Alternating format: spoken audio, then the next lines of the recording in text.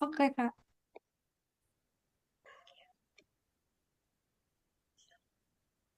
Hmm. Selamat siang teman-teman semua. Pada kesempatan kali Ya, ini kita akan mendiskusikan materi berakhlak yang terakhir yaitu kolaboratif. Sebelumnya saya akan menjelaskan secara singkat materi kolaboratif. Kemudian nanti kita lanjutkan dengan diskusi bersama-sama. Bisa dilihat di PPT saya. Oke. Jadi dalam bisa. materi kolaborasi kita akan belajar apa itu definisi dari kolaborasi, bagaimana kolaborasi pemerintahan dan whole of government gitu. Bagaimana kolaborasi ini bekerja secara realistis di masyarakat gitu. Untuk materi yang pertama mengenai definisi kolaborasi. Definisi kolaborasi ini memiliki beberapa dari beberapa pakar dari Dyer and Syme itu menyebutkan bahwa kolaborasi adalah value generated from an alliance between two or more firms aiming to become more competitive by developing shared routines.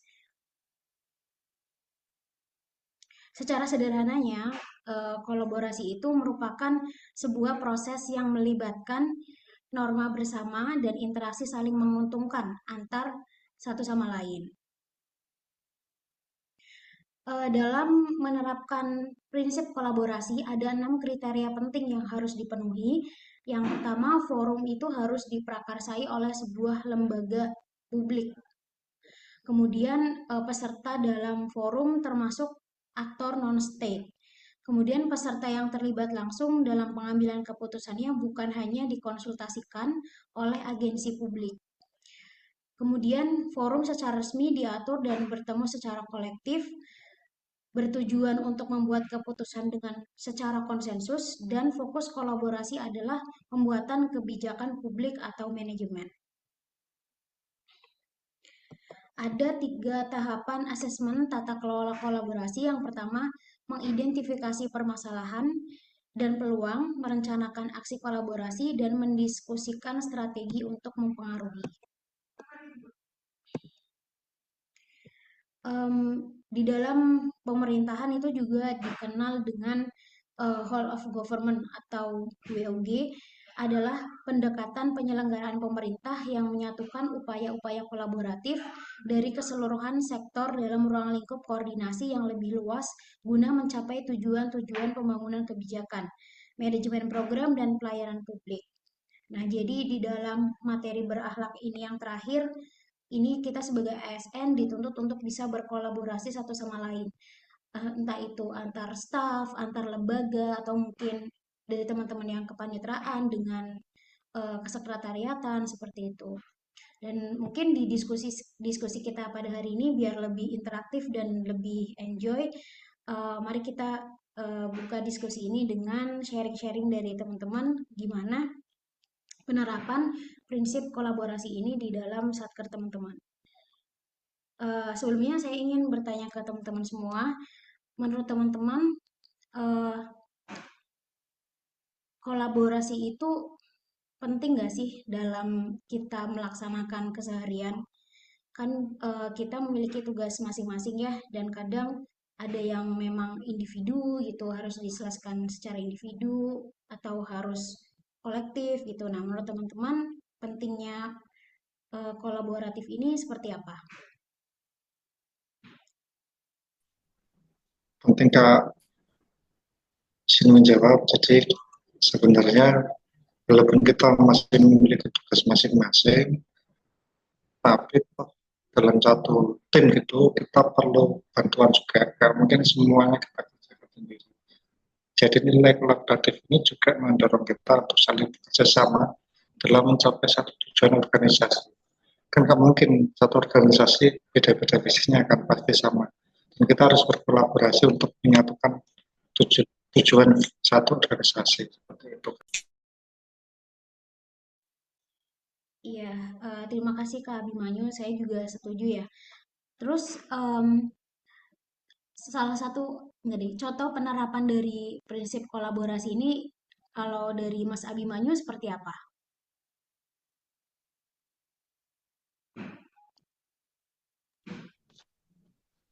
Ini yang satu organisasi kayak, jadi memang kami kalau bagian saya sekarang bagian perdata dulu pidana. Jadi kalau di pidana itu kita berkolaborasi, misalkan ada perkara masuk, limpah dari kejaksaan, untuk PTSP yang menerima, nanti yang register dari back office. Jadi cek and rechecknya 2 kali, jadi nggak cuma sekali. Nah, itu juga bisa meminimalisir kesalahan atau human error. Jadi di meja PTSP ngecek, kemudian di back office juga ngecek apakah sesuai syarat satu ruangan. Mungkin dari saya seperti itu, Kak. Oke, terima kasih Kak Abimanyu. Bagaimana dengan teman-teman yang lain? Silakan. Izin Kak, mau nambahin ya Kak. Kalau dari saya sendiri, kalau kolaborasi itu kan, kalau sebenarnya sebelumnya itu kan ada aktif, loyal, itu kan dari datangnya dari diri sendiri. Kalau kolaborasi ini, kalau menurut saya ini datangnya dari eh, organisasinya, tuntutan organisasinya, yang mana menuntut kita untuk saling bekerja sama. Jadi kalau misalnya penerapannya di saya itu, kebetulan di kepaniteraan hukum itu kan ada 2 tahap. Jadi yang satu juga PTSP, yang satu di dalam. Jadi saling berkolaborasinya adalah ketika orang yang juga PTSP menerima layanan, yang di belakang yang mengerjakan dan menyelesaikannya. Seperti itu. Jadi saling bekerja sama gimana supaya tujuannya tercapai. Kalau saya sih seperti itu ya. Tapi teman-teman boleh sharing juga bagaimana kolaborasi di tempatnya masing-masing. Terima kasih, Kak. Izin nambahin dikit ya. Kalau untuk saya di sini, saya juga kan kepaniteraan hukum dan eh, tugas saya itu dikasih bagiannya untuk laporan bulanan. Nah, laporan bulanan ini kan narik eh, pelaporan dari pelaporan ya nariknya. Nah, itu kan harus berhubungan sama bagian IT. Jadi setiap bulan saya berkoordinasi sama bagian IT. eh, Kalau nggak kayak gitu ya tugas saya mungkin nggak dapat selesai gitu karena kan IT kan yang ngerti untuk elektronik pelaporan itu. Jadi gitu sih. Jadi setiap bulan selalu koordinasi sama bagian IT. Oke, terima kasih.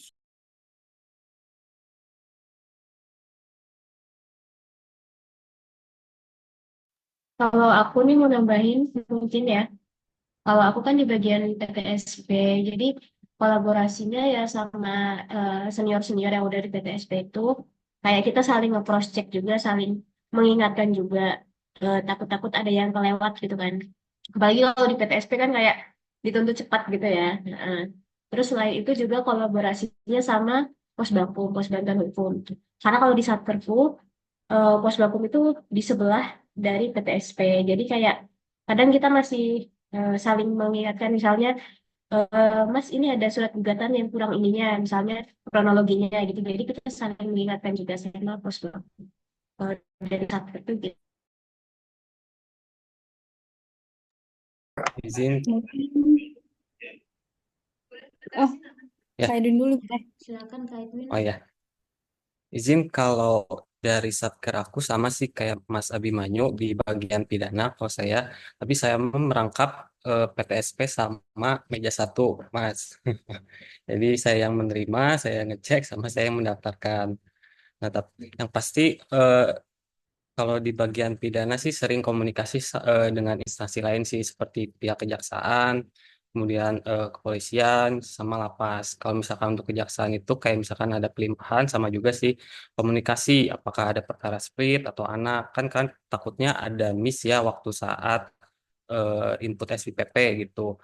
Terus juga kalau kepolisian itu yang terkait di berpadu penyitaan sama penggeledahan sih seperti misalkan konfirmasi barang sitanya dibuatkan kan nanti penerapannya gitu karena kan kadang sih di Iberpatu dalam BA sita sama permohonan itu suka ada perbedaan sih dari barang yang akan disita mungkin dari Satker bagian pidana di aku. Tambahan Kak Dwin. Jadi sama, jadi kalau misalkan ada hubungan kolaboratif antar instansi, saya pernah ikut juga tuh sidang di tempat, dengan tilang di tempat maksud saya. Nah, di situ kelihatan banget kolaborasi antara pengadilan, terus kemudian kejaksaan, serta aparat penegak hukumnya. Itu ada di sub sama kejaksaan, kepolisian maksud saya. Nah, itu terasa banget kita saling kolaboratif dalam menjalankan sidang di tempat. Jadi 3 atau 4 instansi itu bekerja bareng dalam satu tempat itu untuk melaksanakan sidang online secara langsung, sidang tilang secara langsung.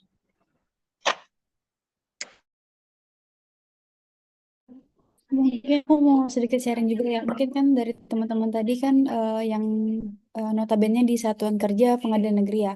Kebetulan aku juga di Pengadilan Agama untuk kolaborasi antar instansinya itu terkait penyelenggaraan isbat nikah terpadu. Jadi berkomunikasi, berkolaborasi dengan KUA, dengan kecamatan dan kelurahan. Jadi bisa menyelenggarakan isbat nikah secara massal. Seperti itu sih. Terus juga untuk aku pribadi, aku di meja pengambilan produk ya, aku berkolaborasi sama bagian informasi. Jadi ketika memang ada beberapa hal yang harus disampaikan ke para pihak, jadi aku menyampaikan ke bagian informasi untuk diberitahukan melalui WhatsApp satuan kerja. Jadi kan kita nggak mungkin untuk menghubungi langsung para pihaknya ya. Jadi kita melalui informasi untuk disampaikan melalui media sosial satuan kerja. Mungkin aku gitu.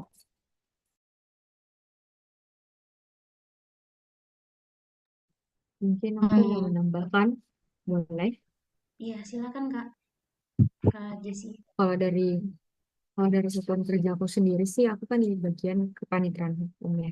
Jadi di sini kan ada satu tugas itu yang namanya apa?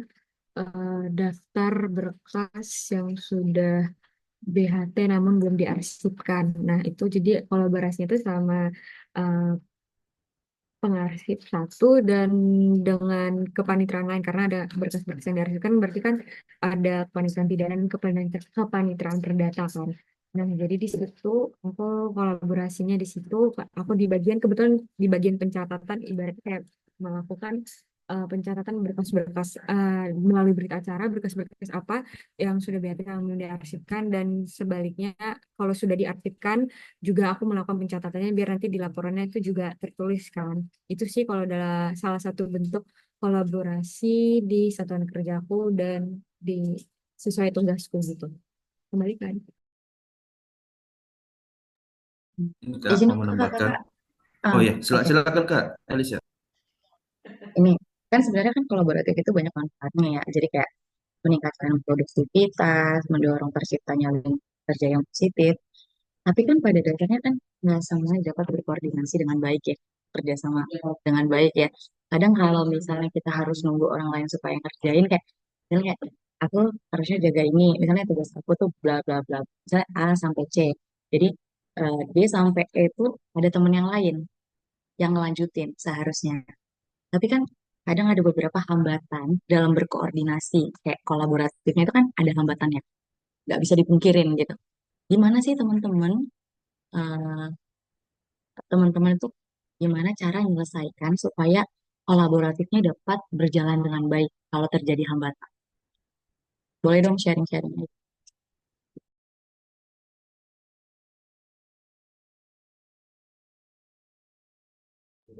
Aku mau menanggapi eh, dari Kak Elisa.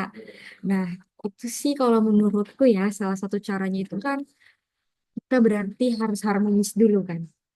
Biar dari kendala di kolaboratif ini kita kalau harmonis pasti menyampaikannya akan jauh lebih enak, pendekatannya lebih mungkin bisa lebih supel lah, nggak terlalu kaku cara mendekati atau menyampaikan pendapatnya. Jadi kalau kita udah menyampaikan terus kita koordinasikan keinginan dari kita itu dan sesuai SOP-nya itu seperti apa, tapi kenapa bisa tidak sesuai dengan SOP, kita juga harus tahu dong dari point of view yang kita kolaborasiin itu. Siapa tahu mungkin kendalanya juga bukan dari dia, tapi kendala faktor eksternal kan bisa juga. Jadi kalau menurut aku tuh lebih kayak kita komunikasiin, ibaratnya, tapi kan kita komunikasikan akan jauh lebih enak kalau kita udah juga harmonis. Itu sih kalau dari aku, Kak Lisa. Aku kembalikan ke teman-teman yang lain.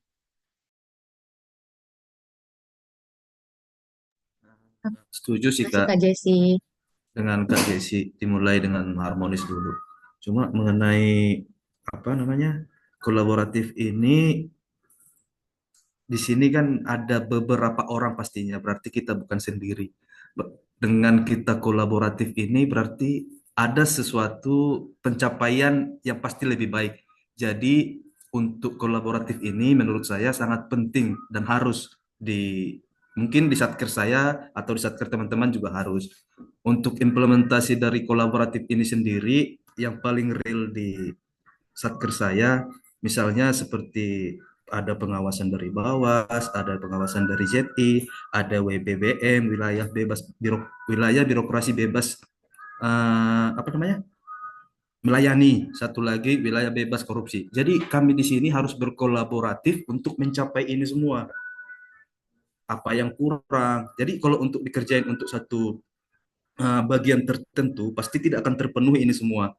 Indikator-indikator untuk ZI, BBBM, WBK nggak akan terpenuhi kalau kami di sini tidak kolaboratif. Kalau untuk di bagian saya sendiri di kepanitiaan hukum tentunya juga harus berkolaboratif dengan bagian lain karena kebetulan saya juga di sini menghandle survei juga. Jadi survei-survei kepuasan masyarakat tentang korupsi juga itu harus kita tidak lanjuti juga di sini. Jadi bagaimana kita untuk menindaklanjutinya? Tentunya kami akan berkolaborasi juga dengan semua bagian-bagian di sini. Kalau untuk perkara sendiri, yang pasti kepanitiaan hukum itu tempatnya untuk pengarsipan. Berarti kami harus koordinasi dengan pidana, perdata, tipikor untuk minutasinya sendiri. Kira-kira seperti itulah kalau misalnya kami di PT seperti itu Kak untuk kolaboratifnya sendiri. Terima kasih.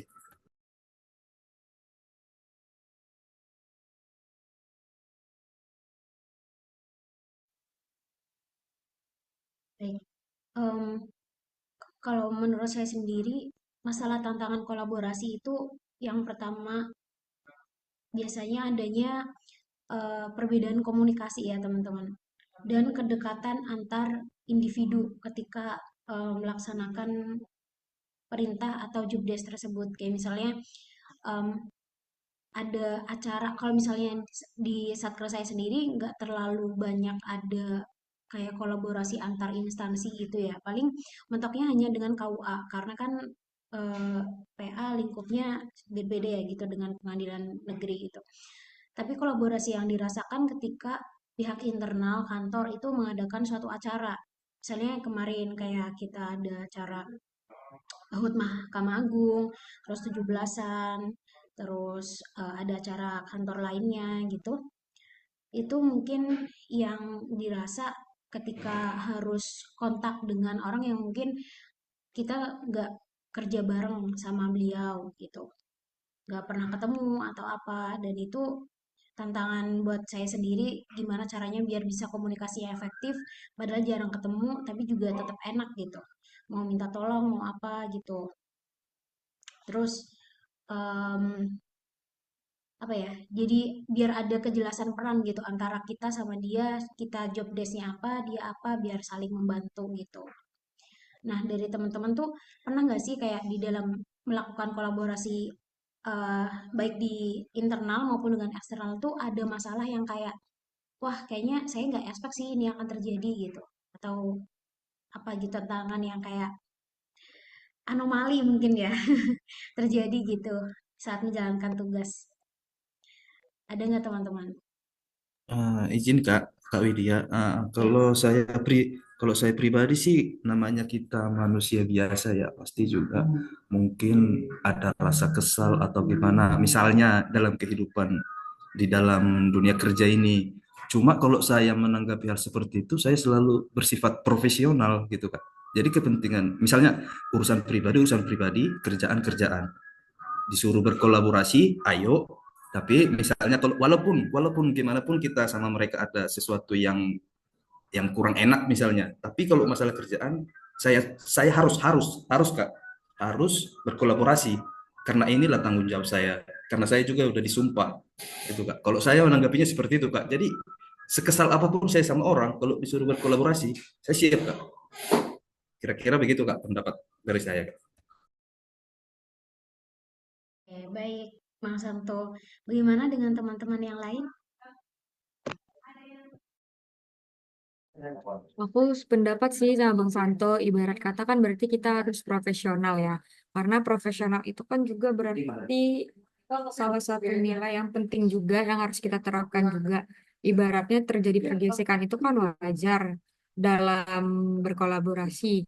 Cuman tinggal bagaimana kita menanggapinya biar hal itu bukan menjadi sesuatu halangan atau alasan untuk kita tidak melakukan pekerjaan kita dalam kolaborasi ini sendiri. Jadi aku sependapat bahwa kita memang harus profesional. Itu sih Kak Widya, aku cuma mau ngomong aja.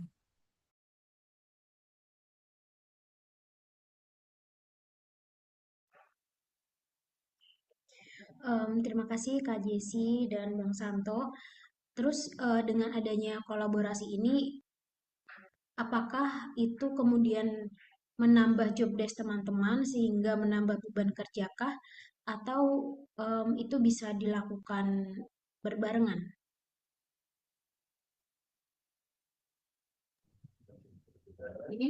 Aku mau menanggapi ya Kak Widya. Kalau menurut aku dengan ada kolaborasi ini bukan nambah job desk, malah membantu. Ibaratnya kan berarti terjadi sinergitas di dalam satu instansi kita, di satuan kerja kita. Berarti kita ini nih bisa mewujudkan tujuan kita bersama gitu kan. Berarti kita menciptakan pelayanan publik yang lebih baik lagi juga kalau kita bisa berkolaborasi. Itu sih, jadi aku tidak merasa itu sebagai penambahan beban kerja, tapi malah meringankan beban pekerjaan kita. Itu sih kalau dari aku Kak Widya. Mungkin dari yang lain ada yang mau menambahkan pendapatnya, bisa dipersilakan. Saya kembalikan. Izin ya. Iya, silakan Kak. Mungkin saya juga setuju dengan Kak Jessi ya, bahwa dengan kolaborasi itu bukannya menambah job desk, tapi justru ini tuh saling membantu gitu loh. Karena kan kita dalam pekerjaan tidak mungkin ya kita bisa menyelesaikannya sendiri gitu. Pasti kita butuh orang lain, butuh berkoordinasi, berkolaborasi dengan eh, pihak lain gitu, maksudnya rekan kerja yang lain. Jadi tentunya penting sekali untuk menerapkan kolaborasi ini dalam eh, pekerjaan kita sehari-hari gitu.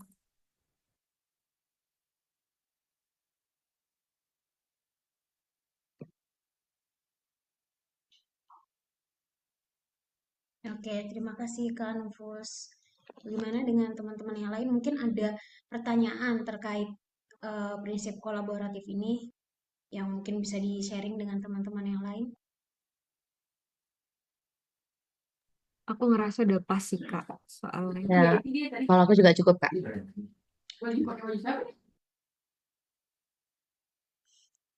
Oke, baik kalau misalnya memang sudah cukup dan dari teman-teman sudah merasa jelas dan tergambar gitu ya penerapannya di satker masing-masing seperti apa, kita tutup diskusi kita. Cukup? Oke.